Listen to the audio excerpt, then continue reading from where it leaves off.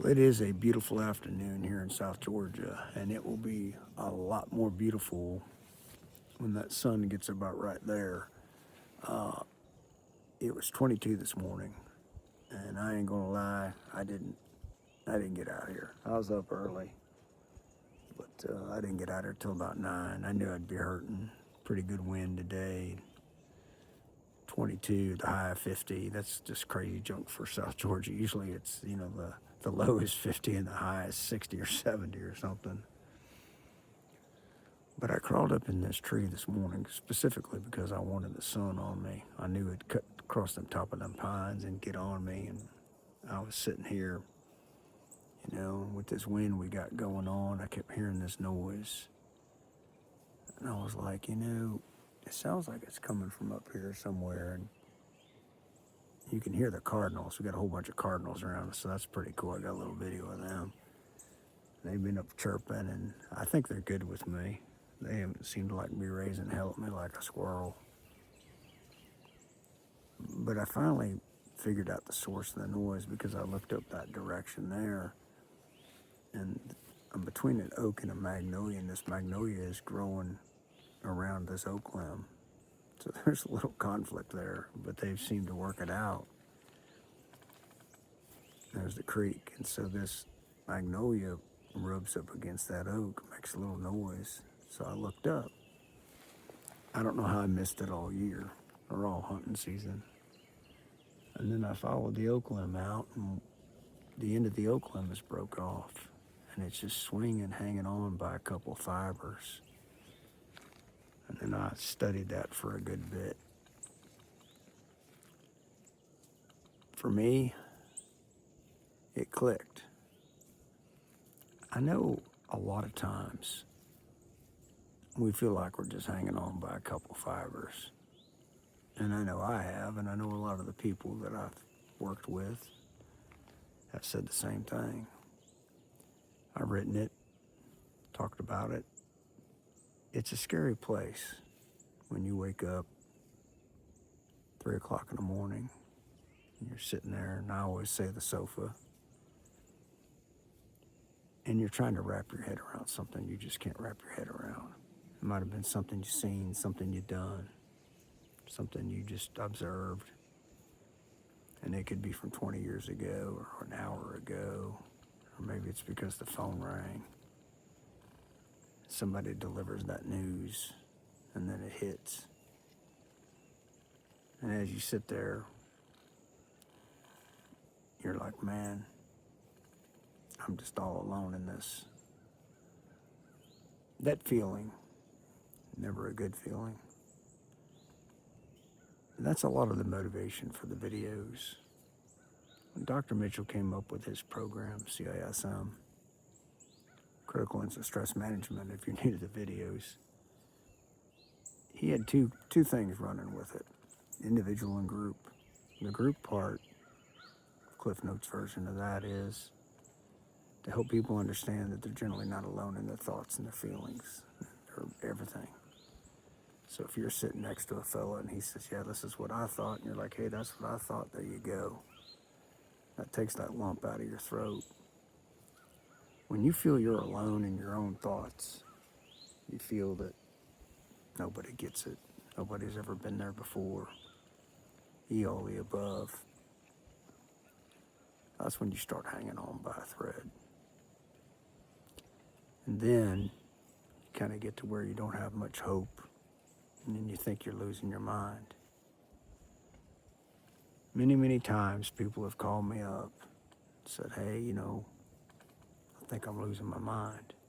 And I go, nah, you're probably not, because you got enough sense to call me and tell me.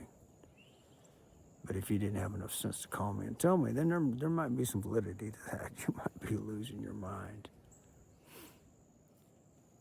It's important that when you're hanging on by that thread, whatever you got going on,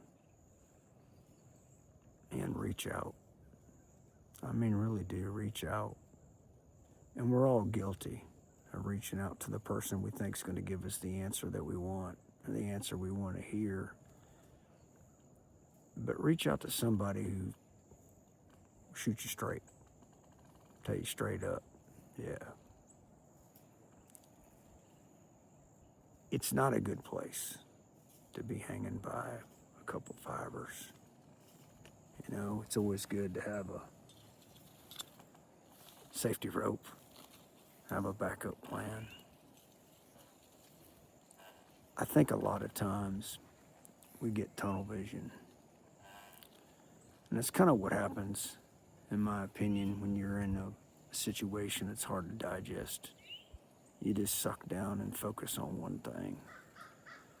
And I'm guilty of it when I get up in the trees, right? Because I'm in a tree, so I should just look down. I look down, I look over here, I look over there. And I don't know how many times this season I've hunted in this tree. I never looked up. Why would I look up? I'm in a tree. But I used my senses. And I heard a creaky noise, and I said, well, I know it ain't coming from down there. I need to kind of check it out. And I looked up, and there it was. And then there was that bit of inspiration clicked in my head of like, you know what? I didn't really know what my purpose was today. Besides, I just wanted to crawl up in a tree, but maybe that's the purpose.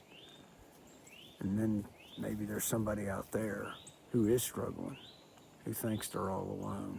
Nobody gets it, nobody understands.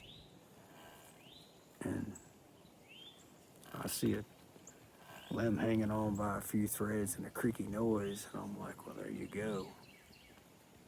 So that's our down and dirty video today, seriously. There's a couple things I need to do. One, I got to get down. I got some work I got to do this afternoon. Two, my belly's growling. It's hungry. And three, I ain't gonna lie. The idea of getting in that Jeep and turning that heater on feels pretty good. Even though that sun's good, it's gonna take a lot to get all the way down to my core and warm me up. Let me buzz you around. So right there, what I'm showing you is that, man, if I can pull it away without falling out of this tree, it just rubs back and forth. I mean, that's just like super cool to me. And then if you follow that big oak limb out,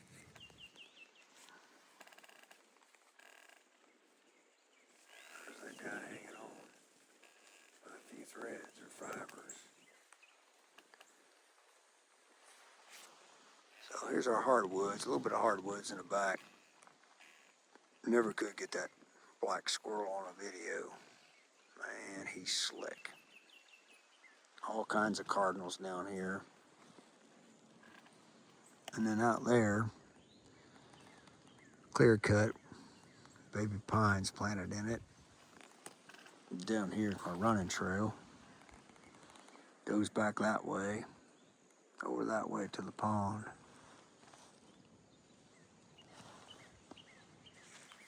I'm not sure what the definition of normal is. I probably would not be the best person to try to put that out to the world. But I do think it's normal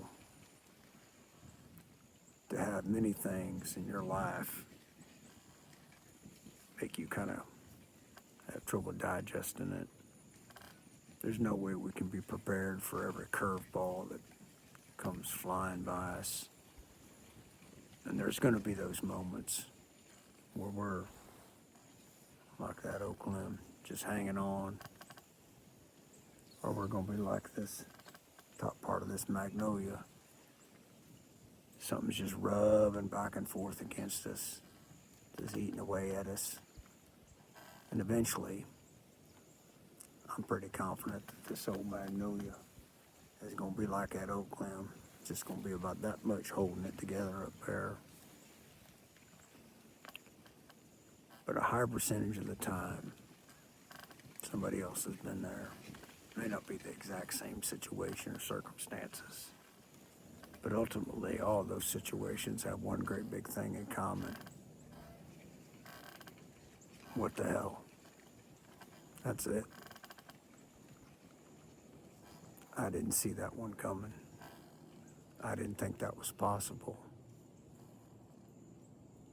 And then the big one. Now what do I do? That's it. And it's not a good place to be. I ain't gonna lie.